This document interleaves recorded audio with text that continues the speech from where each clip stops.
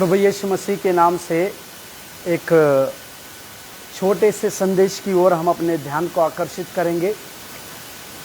जब कभी भी हम अपनी परमेश्वर की दी हुई सेवा को पूरा करना चाहते हैं, या जब कभी भी हम अपने जीवन में इस प्रकार की बातों को सोचते हैं कि प्रभु की सेवा करना मतलब क्या है, इस प्रकार के कई एक प्रकार के प्रश्न हमारे जीवन में होते होंगे।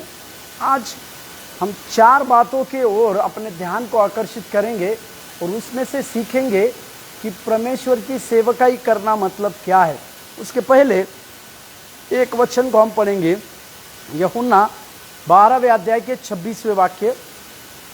यूहन्ना रचित सुसमाचार उसके 12वें अध्याय उसके 26वें वाक्य को देखिएगा।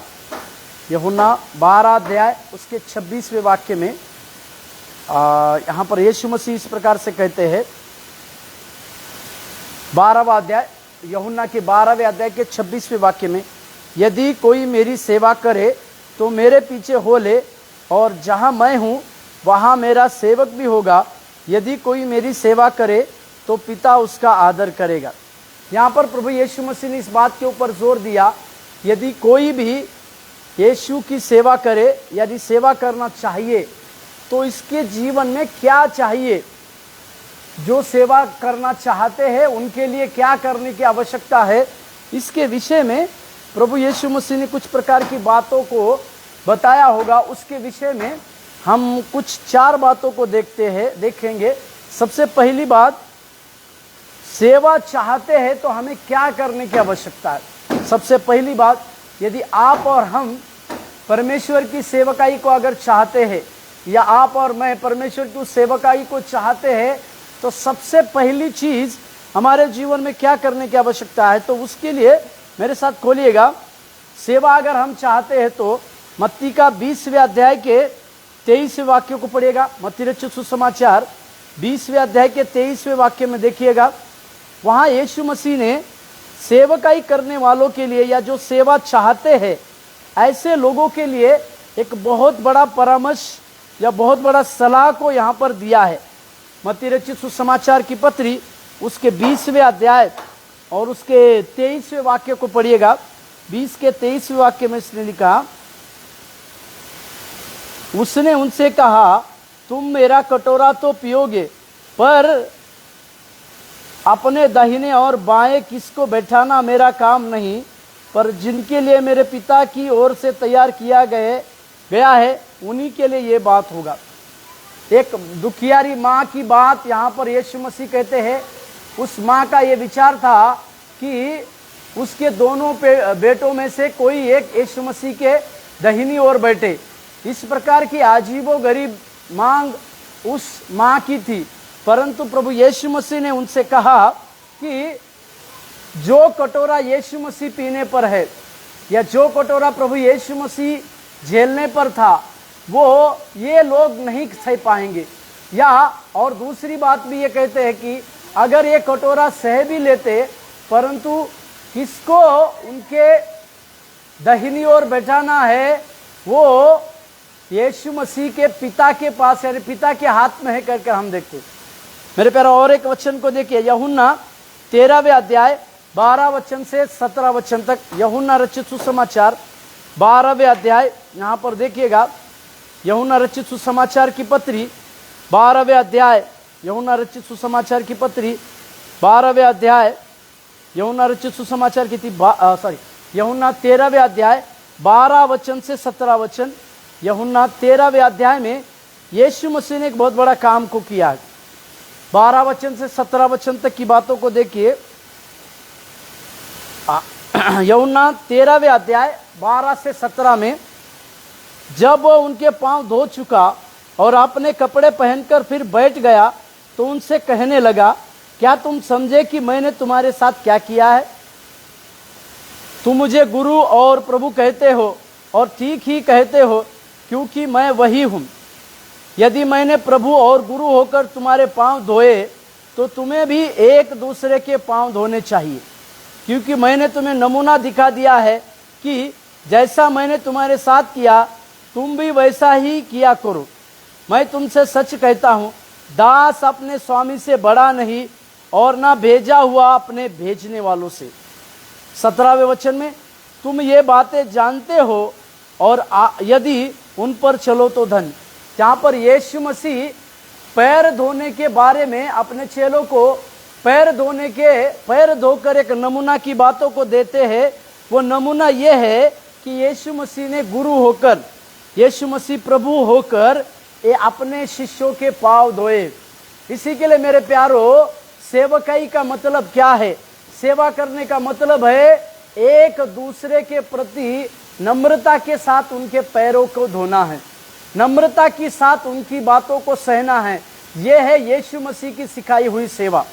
और इस प्रकार का नमूना स्वयं हमें प्रभु यीशु मसीह ने कई साल पहले दिया है। तो हमें भी उस नमूने को, उस उदाहरण को अपने जीवन में लागू करना है। और एक बात को मैं यहाँ पर कहना चाह रहा हूँ, यीशु मसीह ने किन लोगों के पैर धोए, इसके विषय में आप और हम थोड़ा सा अभ्यास करेंगे। तो उस पतरस के पैर को धो रहे थे यीशु मसीह, जो कुछ दिन के बाद यीशु मसीह को सफाई से 3 बार इनकार करने वाला था। उस यहूदा इस्करियोत के पैर को धो रहे थे, जो यीशु मसीह को चंद पैसों के रूप में पकड़वाने वाला था। या उस थोमा के पैर यीशु मसीह धो रहे थे, जो यीशु मसीह को आखिरी तक विश्वास करने की ताकत नहीं रख रहा था।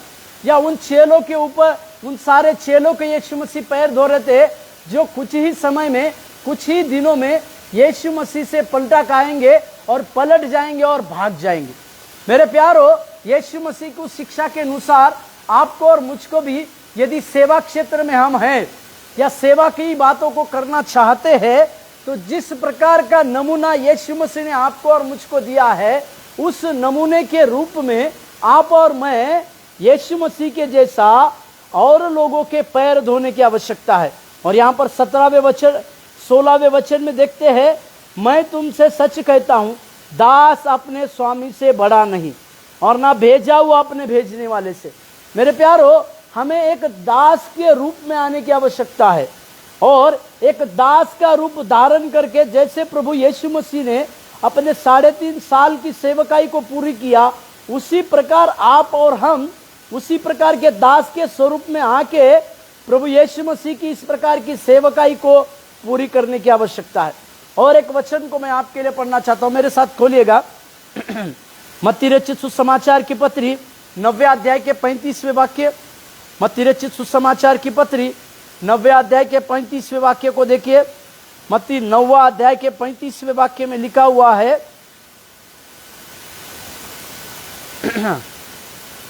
यीशु सब नगरों और गांवों में फिरता रहा और उनके आराधनालयों में उपदेश करता और राज्य का सुसमाचार प्रचार करता और हर एक प्रकार की बीमारों को, दुर्बलताओं को दूर करता रहा। मेरे प्यारो, माफ कीजिएगा, मार्क 9:35 में देखिए।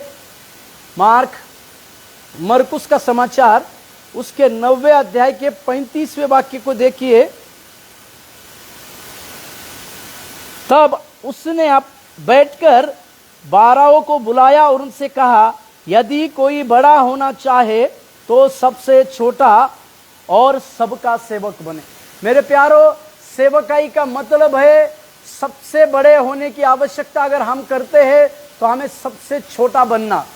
सेवकाई मतलब, सेवकाई क्या है, इस विषय को अगर हम देखते हैं तो सेवकाई मतलब सबसे छोटा बनकर प्रभु ने दिया हुआ कामों को पूरा करना।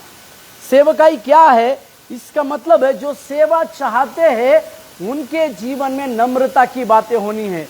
उनके जीवन में नम्र बनकर जिस प्रकार का नमूना यीशु मसीह ने हमें दिया है, उसी प्रकार के नमूने को हमारे जीवन में लागू करते हुए आगे की ओर बढ़ना है।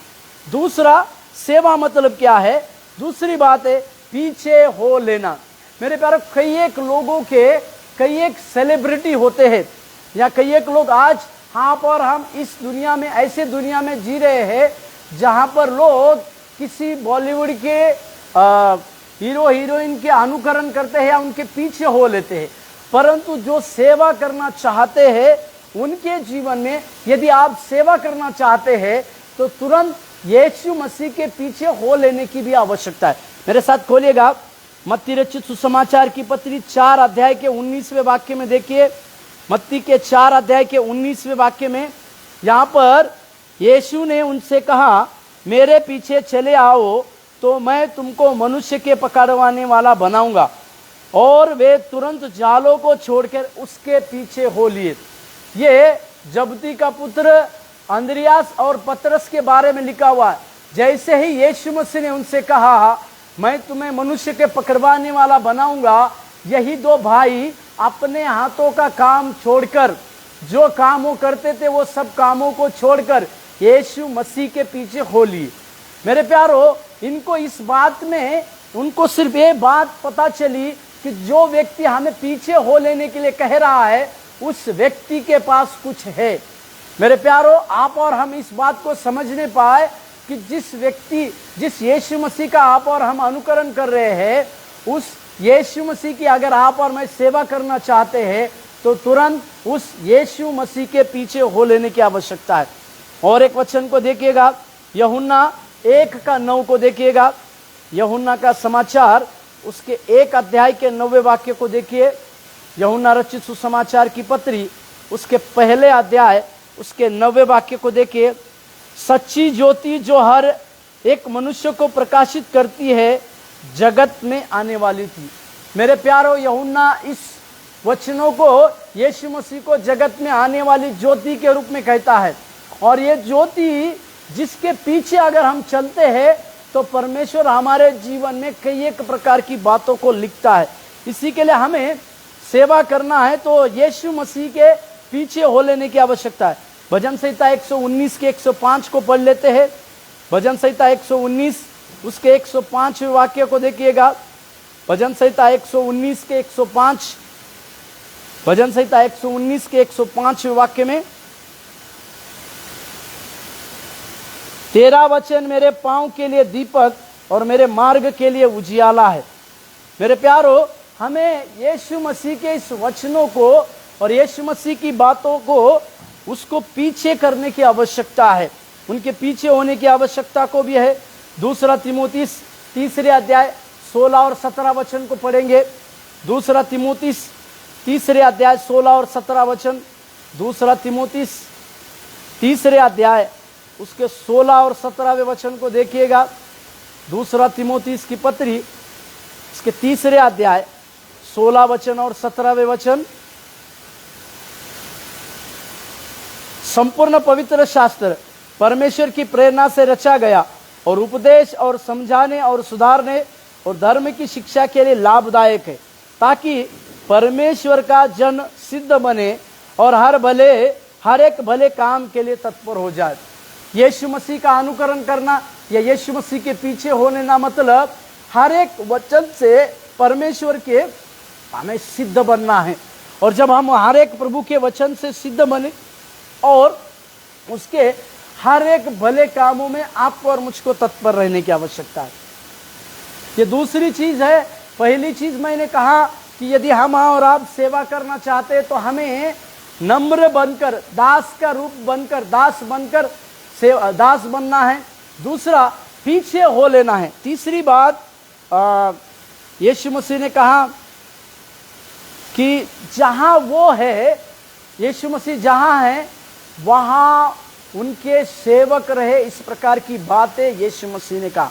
यूहन्ना 12 के 26 में हमने पढ़ा। यूहन्ना 12:26 में पढ़ रहा हूं। यूहन्ना 12:26 में यीशु मसीह ने क्या कहा? यूहन्ना 12वें अध्याय के 26वें वचन, यदि कोई मेरी सेवा करे तो मेरे पीछे हो ले, और जहां मैं हूं वहां मेरा सेवक भी होगा। मेरे प्यारो, यीशु मसीह ने कहा कि जहां वो है वहां उनके सेवक भी रहने की आवश्यकता है। इसी के लिए तीसरी चीज हम यहाँ पर देखते हैं कि यीशु मसीह ने जिस प्रकार की सेवकाई को किया, उसी प्रकार की सेवा भी हमारे हाथों से होने की आवश्यकता है। नहमीया का किताब उसके पहले अध्याय के पहले वचन को अगर हम देखते हैं, मेरे साथ खोलिएगा। नहमीया का किताब उसके पहले अध्याय का पहला वचन को पढ़िएगा। नहमीया का किताब उसके पहले अध्याय के पहले वचन की बातों को अगर हम देखते हैं तो वहां पर नहमीया जो है उसके विषय में कई एक बातों को लिखा हुआ है। नहमया के उस कई एक बातों को लिखा हुआ है, क्योंकि परमेश्वर उसके जीवन की बातों को जानता था। नहमया की पत्री उसके पहले अध्याय के पहले वचन में उसके बारे में इस प्रकार से लिखा हुआ है, जो हम पढ़ते हैं।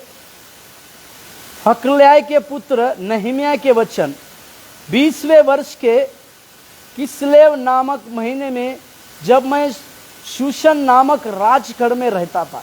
मेरे प्यारो, ये नहमया एक राजगढ़ में रहता था, परंतु ये राजगढ़ में रहते हुए भी उसके अंदर अपने लोगों के लिए एक भूख और प्यास थी, अपने जात भाई लोगों के लिए एक भूख और प्यास थी। इसी के लिए जब उसको इस प्रकार से बताया गया कि उस यरूशलेम की शहरपनाह गिर पड़ी है और उसके भाइयों को बंदीगृह में डाला गया है और उसके कई एक लोग बंधुआई में आए हैं, तो ये एक अच्छे खासी जगह पर रहने के बावजूद एक सेवा का गुण उसके अंदर था। इसी के लिए वो उस सब बातों को, ऐशो आराम की सब बातों को छोड़कर उस टूटी हुई शहरपनाह को बनाने के लिए निकल गया और केवल 52 दिनों के अवसर में उसने इस बड़ी शहरपनाह को बनाया बोलकर पवित्र शास्त्र इसकी पूर्ति करते हैं। मेरे प्यारो, तीसरी चीज हमें ये बात को याद रखना है, जहां यीशु मसीह ने कहा जहां मैं हूं वहां मेरा सेवक रहना चाहिए, उसी के लिए एक सेवक के गुणों के साथ हम परमेश्वर की सेवकाई करना है। भले ही हम किसी बड़े पोस्ट में हो सकते हैं, भले हम किसी ऊंची जगह पर हो सकते हैं, भले हम किसी बड़े अच्छे पद में हो सकते हैं, परंतु इस सब बातों को आपको और मुझको परमेश्वर की सेवा करने हेतु छोड़कर प्रभु की सेवा करने की आवश्यकता है। और चौथी और आखिरी बात, आनंद से सेवा करना। मेरे प्यारो, हर एक विश्वासी लोगों के जीवन में आनंद के साथ सेवकाई करने की बातें बहुत जरूरी है, क्योंकि यीशु मसीह ने कहा कि आने वाले दिन कठिन होंगे, लोग तुम्हें निंदा करेंगे, तुम्हें आराधनालयों से निकालेंगे, इस प्रकार की कई एक बातों को कहा, परंतु तुम धन्य हो बोलकर भी यीशु मसीह ने कहा, आनंद मनाओ बोलकर भी कहा। इसीलिए चौथी और बहुमूल्य बात यह है कि आप और मैं यदि सेवा करना चाहते हैं, या सेवा का मतलब क्या है इस प्रकार से सोचते हैं, तो हमें आनंद के साथ परमेश्वर की सेवा करने की आवश्यकता है। मेरे साथ खोलिएगा भजन संहिता 100वें अध्याय के दूसरे वचन। भजन संहिता का लेखक 100वें अध्याय में दूसरे वाक्य को लिखता है, आनंद से यहोवा की आराधना करो, जय जयकार के साथ उसके सम्मुख आओ। मेरे प्यारो, हर एक विश्वासी लोगों के जीवन में जो सेवकाई को चाहते हैं, या सेवा करने का मतलब क्या है इस प्रकार से चाहते, तो उनके अंदर आनंद की बातें होने की आवश्यकता है।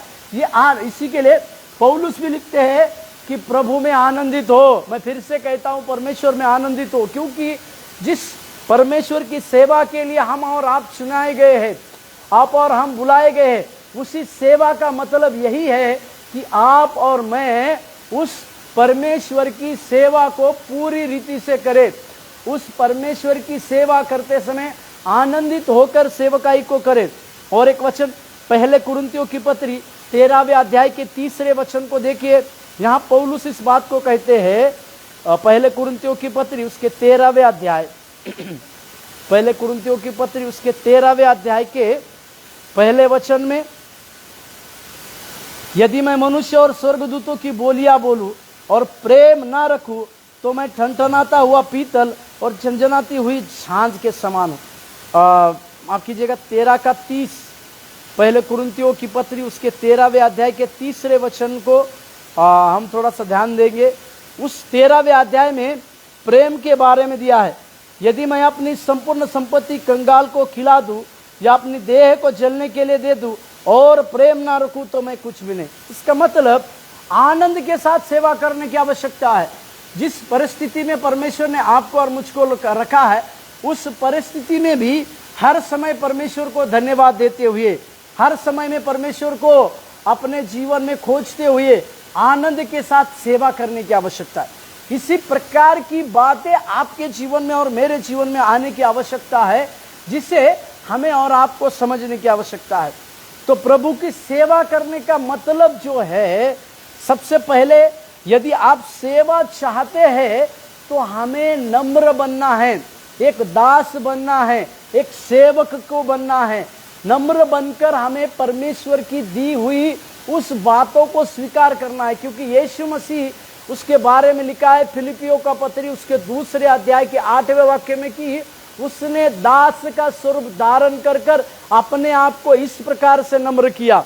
इसी के लिए आपके जीवन में और मेरे जीवन में यीशु मसीह एक नमूना को दिखाए, चेले लोगों के पैर धोकर। इसी के लिए आप और हम भी इस प्रकार के नमूने के जीवन को बिताने की आवश्यकता है। दूसरी चीज, सेवा का मतलब पीछे हो लेना है। पीछे हो लेने के लिए हमें सबसे अच्छा उदाहरण यीशु मसीह है, और साथ ही साथ इस दिए गए वचनों के अनुसार अपने जीवन को जांचना, अपने जीवन को टटोलना और अपने जीवन की बातों को आगे की ओर ले चलना, ये आपके लिए और मेरे लिए बात है। तीसरी, यीशु मसीह ने कहा कि जहां मैं हूं वहां मेरा सेवक रहे। इसका मतलब जो है, यीशु मसीह खुद चाहते हैं कि हम सेवा करें, तो जहां यीशु मसीह है वो वहां हमें रखेंगे। यानी एक सेवकाई को करने वाले लोगों के जीवन में परमेश्वर एक आदर की बातों को देता है। और चौथी बात, आनंद से सेवा करें। मेरे प्यारो, कई एक प्रकार की कई एक बातों को जब हम देखते हैं, कई एक सतावट की बातों को जब हम देखते हैं, आज हमारे देश में कई एक सेवक लोग सेवकाई करते समय अपने जीवन की आनंद की बातों को भूल गए हैं, या उनके जीवन में सच्चे आनंद को वो शायद भूल गए होंगे। इसी के लिए सेवकाई करते समय सबसे जरूरी बात है हम आनंद के साथ सेवकाई भी करें। इस प्रकार से सेवकाई का मतलब क्या है, इसे अगर हम सोचते हैं तो हमें आनंद के भी साथ सेवा करने की जरूरी है।